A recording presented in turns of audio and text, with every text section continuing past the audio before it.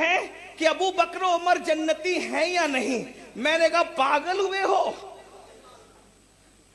जिन ये लोगों के जन्नती और होने पे बहस कर रहे हो। हमने कहा हम सुन्नियों को देखा होता ना, सुन्नियों को, तो तुम कभी ये बहस नहीं करते कि अबू बकर उमर जन्नती हैं कि नहीं। वजह इसलिए कि जब आले मोहम्मद का दीवाना बहलूल दाना जाफर सादिक की जूतियां सीधी कर ले तो वो दरिया के किनारे बैठकर बादशाह की बीवी को 2 दिरहम में जन्नत बेच सकता है। जब नवासे की गुलामी बहलूल दाना को ताजिरे जन्नत बना सकती है तो नाना की गुलामी ने अबू बकर उमर को क्या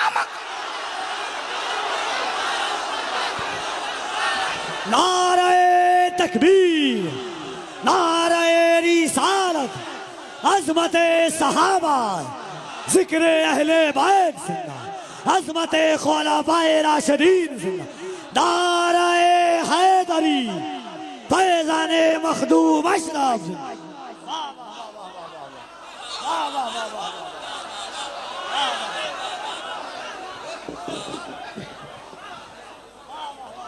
लोग कहते सैयदों का अकीदा क्या। मैंने कहा ये है सैयदों का अकीदा है। हमें शक्की नजर से देखते हो शक्कियो।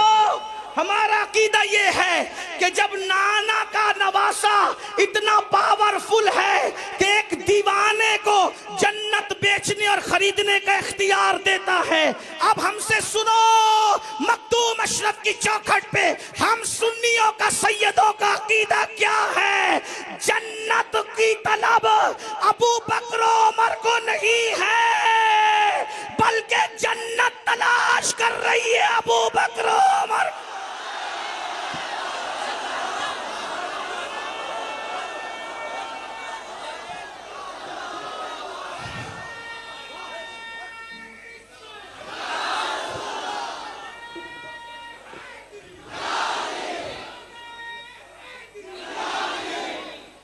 आप कहेंगे ये तेरे दिमाग की उपज है, ये तेरे दिमाग की उपज है या इस पे अहले सुन्नत की कोई दलील भी है। मैंने कहा एक सीधी सी बात है, जिसको नबी मिल जाएं, तवज्जो, मैंने कहा था या आप थकेंगे या हम थकेंगे तो तकरीर खत्म हो जाएगी। अशरफुल उलमा ने तो कहा कि तुझे जब तक बोलना है बोलता रहे। हम यारों के जिक्र के वक्त तो फ्लाइट का तसव्वुर करना ये तो बेअदबी ही हुई ना। हाँ तवज्जो है आपकी, तवज्जो। अल्लाह अकबर। जिसको नबी मिल जाए उसको जन्नत से बड़ी चीज मिल गई। वजह क्योंकि नबी की जात जन्नत से बड़ी चीज है। नबी की जात नहीं, कोई बात नहीं, आप जुमला नहीं समझे, मुझे कोई एतराज नहीं, क्योंकि मैं तो मखदूम को सुनाने लगा हूं। उधर की नजर हो जाए बस इतना, लेकिन ये टोपियां देख के लगता है कि कुछ तलबा भी मौजूद है। हाँ आप मुस्तकबिल के हमारे इमाम हो, जरा ध्यान से सुनो, तवज्जो। जन्नत नबी के मुकाबले में बहुत छोटी है। जन्नत की तहकीर करना हराम है, लेकिन जब नबी के तकाबुल में जन्नत होगी तो जन्नत बहुत छोटी है। क्यों?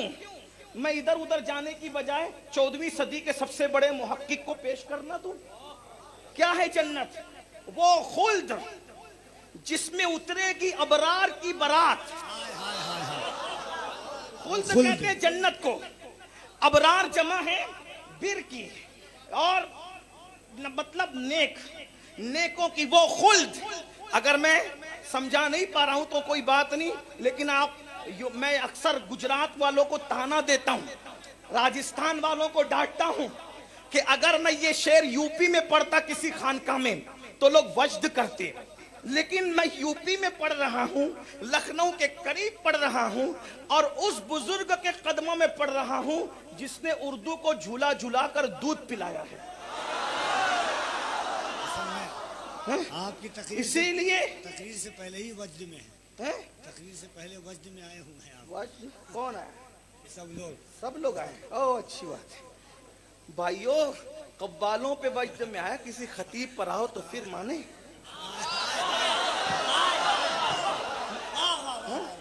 हाँ, इसलिए कि आपने मुकर्रिर को तो नहीं बुलाया ना, आपने किसी फकीर को बुलाया। अल्लाह अल्लाह। हाँ, बात सुनिए, अल्लाह अकबर। ये जो उर्दू है ना, लोग कहते हैं उर्दू मिटा देंगे, मैंने कहा इनकलाब का नारा तो अभी तक लगा रहे हो। फिल्म बनाते हो हिंदी में, गाना गाते हो उर्दू में, क्योंकि तुम्हें भी पता है कि इतनी खूबसूरती आप हिंदी में ला ही नहीं सकते। अरे जिनकी पैदा की हुई जबान मिटा नहीं सकते, उनके बसाए हुए गुलामों को कौन मिटा सकता। बात ही कुछ और है। सुनिए, उर्दू जबान का शेर है, इश्क मोहब्बत का ऐलान इमाम बरेली का कलंदर कह रहा है। क्या वो खुल्द जिसमें उतरेगी अबरार की बारात, अदना निछावर। हाय हाय हाय हाय हाय हाय हाय हाय हाय। अदना निछावर, क्या अदना निछावर, आला नहीं। हाय हाय हाय हाय हाय हाय। मैं कहता तो आप लोगों को शक होता, लेकिन ये तो मुहद्दिस आजम का उस्ताद कह रहा है। मुहद्दिस आजम का उस्ताद कह रहा है। क्या वो खुल्द जिसमें उतरेगी अबरार की बारात, अदना निछावर, उस मेरे दूल्हा के सर की है। ये जन्नत नबी के सर का उतारा हुआ सदका है। अरे जिसे दूल्हा मिल जाए उसे सदके की जरूरत क्या। नारे तकबीर, नारे रिसालत, फैज़ाने गौसे आज़म, गुलामाने गौसुल आलम, उर्से हुजूर सूफिए मिल्लत, हज़रत सैयद अमीनुल कादरी साहब क़िबला, हुजूर अशरफुल उलमा। कफील भाई, ये जुल्म तो न करो, मखदूम की चौखट में मेरे नाम का नारा न लगाओ। यार का जिक्र काफी है। हम तो गुलाम लोग हैं, हम आकाओं की खानका में अपने नाम के नारा लगाने की इजाजत नहीं देते। हमारी औकात ही क्या है। इसलिए कि जिक्र यारों का होता है, जिक्र प्यारों का होता है। चौखट पे बैठने वाले कुत्तों का जिक्र महफिल में नहीं होता। हम तो मखदूम के दर के अदना से सग हैं, और ये तो हम कहने की जुर्रत कह रहे हैं। पता नहीं यार कबूल भी करे कि ना करे, ये तो उनकी मर्जी है। तवज्जो है, तवज्जो है। जिसको दूल्हा मिले उसे सदके की जरूरत है, इसीलिए सदके पे फकीर झपटते हैं।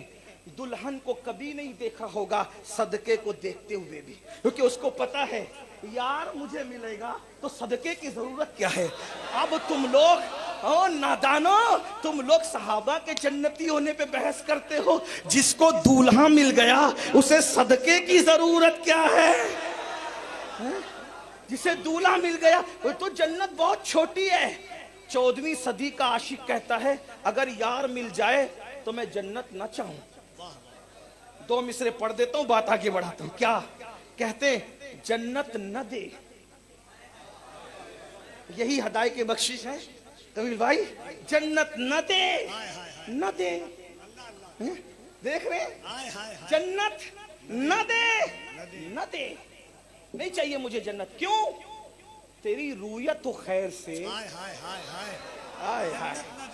तेरी रूयत हो खैर से। सूफी मिल्लत का उर्स है, इसलिए तसव्वुफ के रंग में भी आना पड़ेगा। हमारे अबुल भाई कह रहे थे माइक पे सूफी ना बना कर, माइक पे फकीह की हैसियत से बोला कर। लेकिन क्या करूं, जब सूफियों की अब बोलने बुलाते हो तो कुछ ये रंग भी तो चाहिए, वरना लोग कहेंगे बुलाया किसको था, क्या कह करके चला गया। ना, हमारा ताल्लुक बहुत गहरा है, दरसगाह से भी और खानकाह से भी। हाँ, तवज्जो है आपकी, गौर फरमाए। जन्नत न दे, न दे, जन्नत न दे, न दे, जन्नत न दे, न दे, तेरी रूयत हो खैर से। इस गुल के आगे किसको हवस बरगो बर की है। अगर जन्नत नहीं देता नहीं चाहिए, अगर तू मिल जाए, जब फूल मिल जाए तो पत्ती के पीछे कौन भागता नजर आए। वाह वाह नबी मिल जाए तो 14वीं सदी का आशिक जन्नत नहीं चाहता।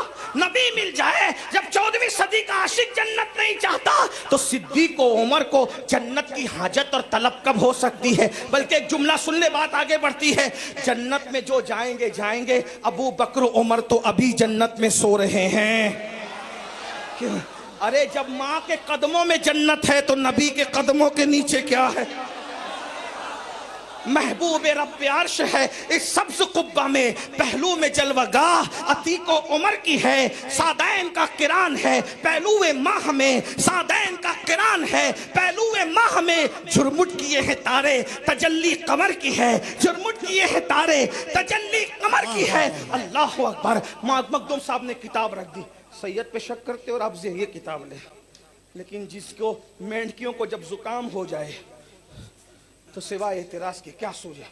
कहा अबू बकर का जिक्र इतना कम किया तूने, उमर का इतना कम किया, उस्मान का इतना कम किया, अली का बहुत ज्यादा किया।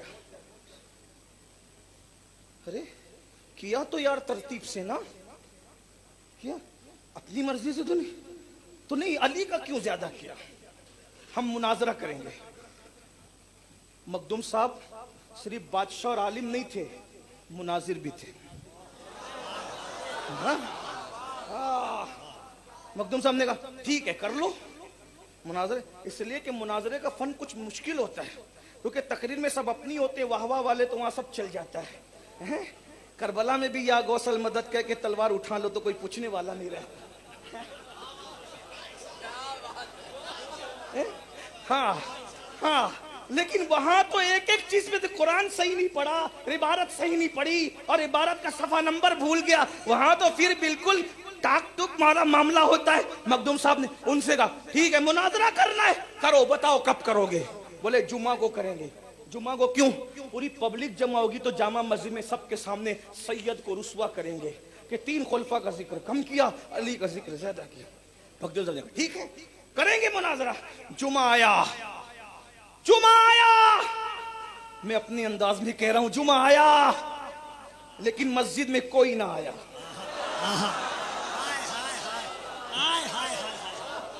जुमा आया, मस्जिद में कोई नहीं आया, क्योंकि इतनी बारिश हुई कि जुमा पढ़ ही नहीं सके,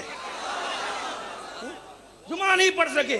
फिर कहा अच्छा यही एक जुमा थोड़ी है, आइंदा जुमा फिर आएगा, आइंदा जुमा मुनाजरा करेंगे। मखदूम साहब ने कहा कर लेना।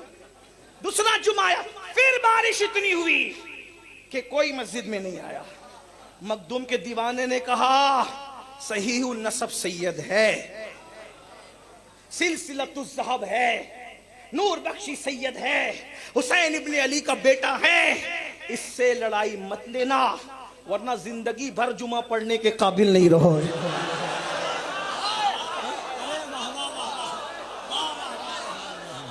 खुद की मस्जिद में जुमा नहीं पढ़ सकते, अलबत्ता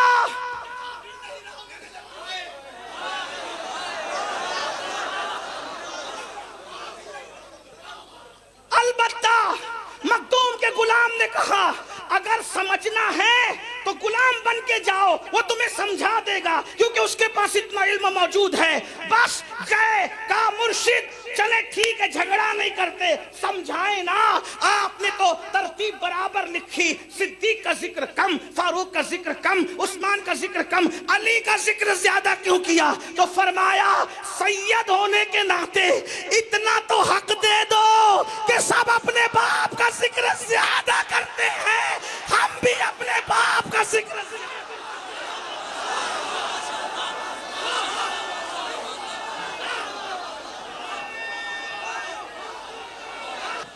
हर आदमी अपने बाप का जिक्र ज्यादा करता है। अगर मैंने अपने बाप का जिक्र ज्यादा कर लिया तो तेरे बाप का बिगड़ता क्या है? क्या बात हुई भाई?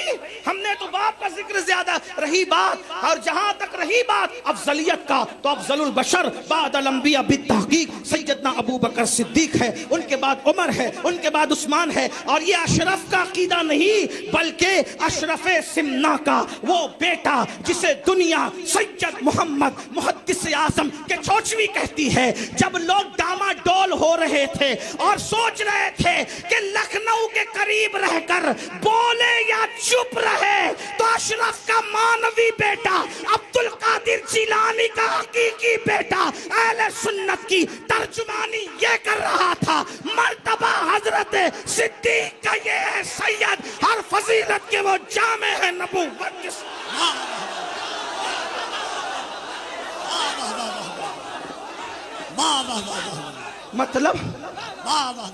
मतलब 6 नारे तकबीर, नारे रिसालत, फैज़ाने मखदूम अशरफ, उर्से हुजूर सूफिये मिल्लत, हुजूर अशरफुल उलमा, फैज़ाने हुजूर मुहद्दिसे आज़म। मतलब 6 सदियां गुजर गई, अशरफ की औलाद का अकीदा नहीं बदला।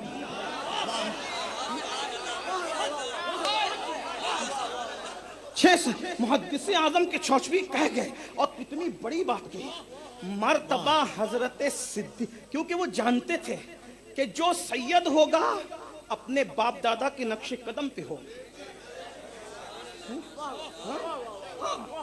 और वही सैयद काबिल एहतराम होगा जो अपने बाप दादा के नक्शे कदम पे हो। इसलिए कि नबी का बेटा भी अगर बाप के नक्शे कदम से हट जाए तो फिर वो किनान की शक्ल में काबिल ताजीम नहीं रहता।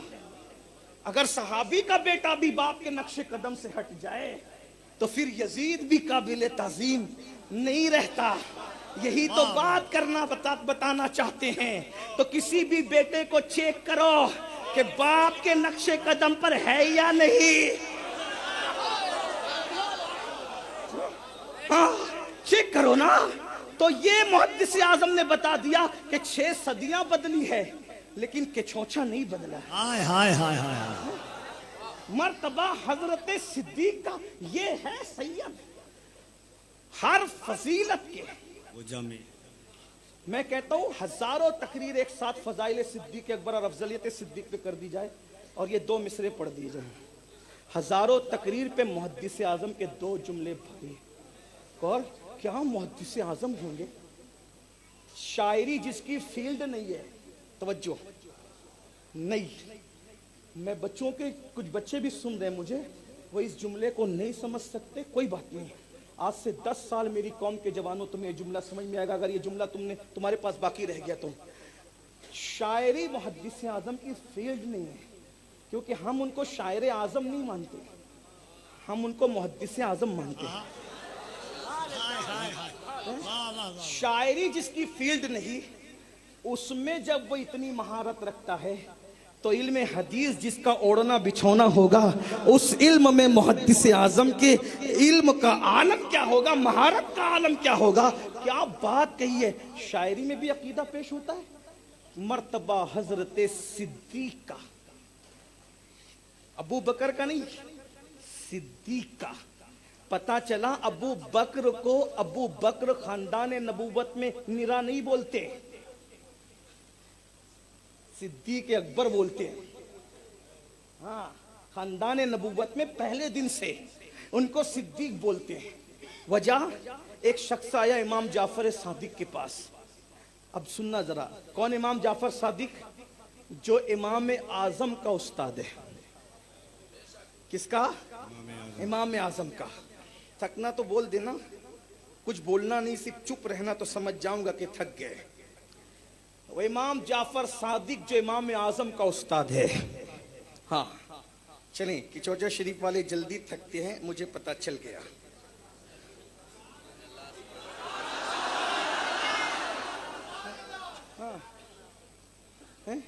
हाँ, इमाम आजम का उस्ताद कौन?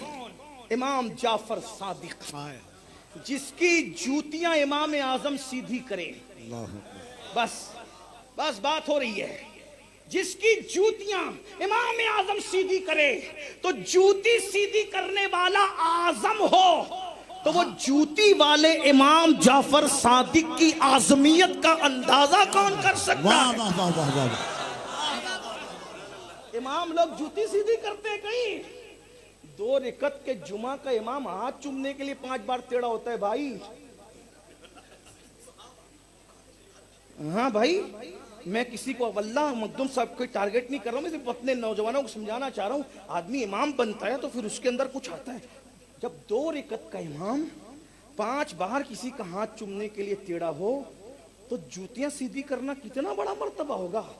और वो कौन? 5 वक्त और 2 वक्त 2 रकत का इमाम नहीं, इमाम मुतलक, मुज्तहिद मुतलक, दाता अली हुजवेरी का इमाम, गरीब नवाज का इमाम, महबूब इलाही का इमाम, साबिर कलियर का इमाम, मखदूम अशरफ जहांगीर सिमनानी का इमाम, करोड़ों हनफियों का इमाम, जिसकी जूती सीधी करे उस इमाम को इमाम जाफर सादिक कहते हैं। तो जब करोड़ों हनफियों का इमाम जिसकी जूती सीधी करे तो वो इमाम आजम इतना बड़ा है, तो वो जूती वाला जाफर सादिक कितना बड़ा होगा।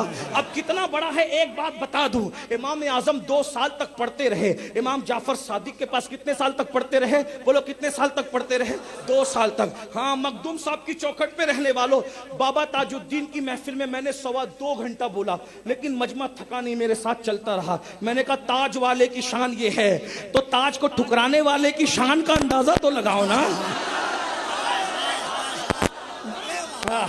जब ताज वाले की चौखट पे इतना मजमा बेदार रहता है, तो जिसने ताज को ठुकराया फिर महफिल का रंग उससे अलग होना चाहिए। इमाम आजम ने 2 साल तक इमाम जाफर सादिक के पास इल्म हासिल किया। एक दिन इमाम आजम से इमाम जाफर सादिक ने कहा, नौमान जाओ फलां कमरे में मेरी किताब पड़ी है, उठा करके लाओ। इमाम ने कहा, सरकार आपके कमरे का रास्ता किधर है? आपने कहा, तू 2 साल से मेरे पास आता है, तुझे मेरे कमरे का रास्ता नहीं मालूम? का सरकार माफ कीजिएगा, आप सैयद हो ना? सैयद हो ना? इमाम जाफर सादिक ने कहा, तुझे मेरे कमरे का रास्ता नहीं मालूम? इमाम आजम ने कहा, माफ कीजिए आप सैयद हो ना? 2 साल से पढ़ता हूँ लेकिन कदम पर नजर रखता हूँ, अदब की वजह से मैंने आपका चेहरा भी नहीं देखा। नारे तकबीर, नारे रिसालत, फैज़ाने मखदूम अशरफ, उर्से हुजूर सूफिए मिल्लत। और दो जुमले और सुन ले। इमाम आजम की शहादत हुई है, वफात नहीं हुई है, शहादत हुई है। और शहादत की वजह अहले बैत की मोहब्बत है। बादशाह ने कहा छोड़ दे अहले बैत को, कहा नहीं छोड़ सकता ना, इसलिए कि इनको पकड़ने का नाम ही तो ईमान है। दुनिया छोड़ सकता, इनको नहीं छोड़ सकता। तो कहा जेल में डालेंगे, बहाना लगाएंगे काजी बनाने का। हैं? काजी बनाने का। भाई इतना बड़ा मनसब किसको चुभ रहा है? हैरत की बात है ना। वो कहते हैं हम काजी बनाएंगे, वो कहते हैं हम नहीं बनेंगे। तवज्जो तो फरमाए ना। आदमी तो चाहता है कि वो काजी बन जाए, है ना? आदमी चाहता है कि उसको मनसब मिले, बड़ा काजी का मतलब चीफ जस्टिस। और इमाम आजम कह रहे मैंने नहीं बनना। पता चला पर्दे के पीछे कुछ और मंजर था। काजी क्यों बनाया जा रहा था? क्यों? ताकि मूसा काजिम की शहादत पर फतवा ले सकें। क्यों काजी बनाया जा रहा था? जाफर सादिक को जहर खिलाने के हवाले से कुछ इजाजतनामा ले सके कि चलो लिख दो। इमाम ने कहा तुम्हें छोड़ सकते, उन्हें नहीं छोड़ सकते ना। तो कहा फिर हम तुम्हें मारेंगे। कहा मारना जरूर, मारना जरूर, मेरी माँ के सामने मत मारना। अहले बैत की मोहब्बत में कोड़े खाना तो हमारा मुकद्दर है, लेकिन माँ के सामने मत मारना, क्योंकि बूढ़ी माँ का दिल दुखेगा तो मैं बर्दाश्त नहीं कर पाऊंगा। आखिरकार बादशाह हार गया। मोहब्बत अहले बैत में डूबा हुआ नौमान जीत गया और जहर खिलाकर उनको शहीद कर दिया गया।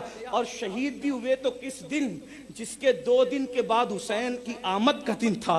उससे 2 दिन पहले नौमान बिन साबित दुनिया से जा रहे थे। और उस कुश्ते आले मोहम्मद का जनाजा की शान से उठा है कि 3 दिन तक के बगदाद वाले मट्टी देते रहे, लेकिन लोग मट्टी देते देते 3 दिन गुजार चुके, मगर इमाम आजम के मट्टी देने वाले कम नहीं हुए। बादशाह आकर कब्र पे सर रख के रोने लगा, नौमान तू जीत गया, मैं हार गया। जब तू जिंदा था तब भी मुझे नहीं माना, और जब तू दुनिया से चला गया तब भी तूने मुझे शिकस्त दी। ये है इमाम आजम। बहरहाल अर्ज ये कर रहा था, क्या अर्ज कर रहा था? इमाम जाफर सादिक की शान कह रहा था। एक शख्स इमाम जाफर सादिक के पास आया। आने के बाद कहता है कि अगर कोई अपनी तलवार की मूठ पर जो है वो कोई मुलम्मा कारी करना चाहे, यानी कोई जो है वो पॉलिश करना चाहें या मूठ चढ़ाना चाहें तो धात की मूठ कोई चढ़ा सकता है? धात की मूठ यानी चांदी सोने की मूठ कोई चढ़ा सकता है? तो सैयदना जाफर सादिक ने कहा हाँ चढ़ा सकते हैं।